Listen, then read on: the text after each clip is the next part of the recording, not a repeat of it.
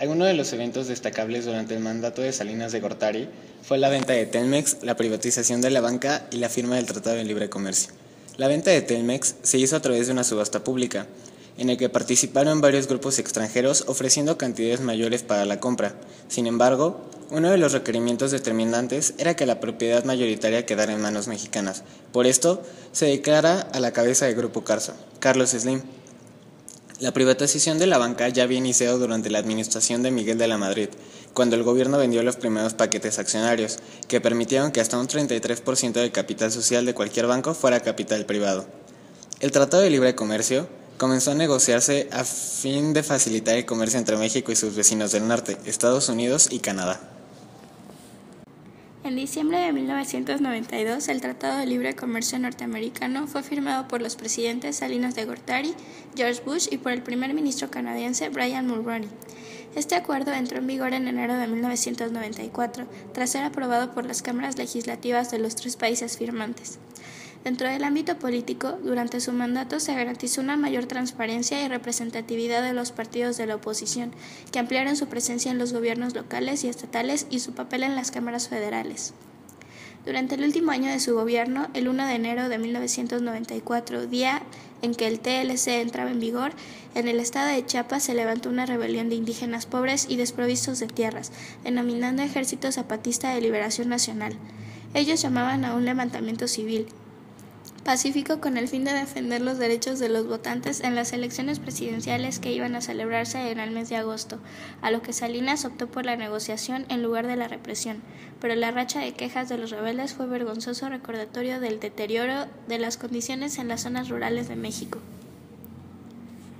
El Tratado de Libre Comercio entre Estados Unidos, Canadá y México se ha convertido en uno de los principales temas de la actualidad en el ámbito económico-político de nuestro país.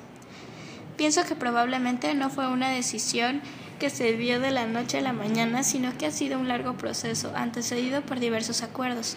Por esta razón, es necesario analizar el comportamiento comercial que ha existido entre México y los países del norte, y comprender a través de esta revisión histórica las implicaciones del Tratado de Libre Comercio en la economía mexicana. Integración comercial económica México-Estados Unidos.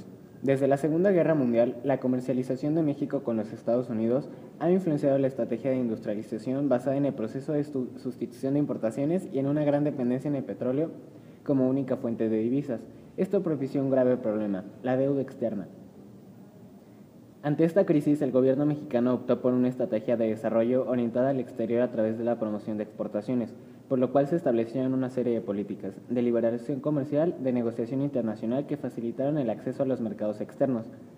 Como resultado de esta política de liberación comercial, los Estados Unidos se ubicaron como el principal socio comercial para México. Este último ocupa el tercer lugar después de Canadá y de Japón en las relaciones comerciales con los Estados Unidos. Desde hace un poco más de 5 años se han negociado diversos acuerdos comerciales con los Estados Unidos, con el fin de propiciar y facilitar los flujos comerciales y de inversión. Acerca de las exportaciones e importaciones más importantes de México. Se deduce que de las 267 empresas exportadoras más importantes, el 70% perteneciente al sector privado nacional exportaron $4.257 millones en 1990, lo cual representa un descenso de 4.2% respecto a 1989. Por otra parte, el sector exportador privado con capital mayoritario extranjero, en su mayoría estadounidense, representado por 57 empresas, generaron exportaciones en 1990 por $4.284 millones, monto 11.8% superior al de 1989. Por su parte, las empresas del sector estatal, cada vez más reducido por el actual proceso de privatización, está representado por solo 7 empresas cuyas exportaciones suman $9.891 millones, 27.7% más que en 1989. Como podemos notar, este sector fue quien generó mayores exportaciones de entre los paraestatales participantes.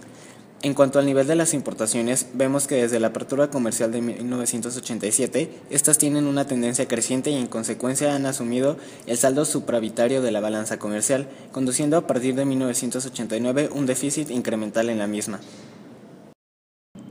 Llevar a cabo la firma del Tratado de Libre Comercio representa para México una oportunidad para la liberación económica y lograr la verdadera transformación estructural de la economía, con la que ya podrá aspirar a incrementar el empleo y el ingreso, así como mejorar la competitividad de la industria, logrando con ello elevar el nivel de vida de la población y asegurar un acceso estable a los mercados estadounidenses y canadienses.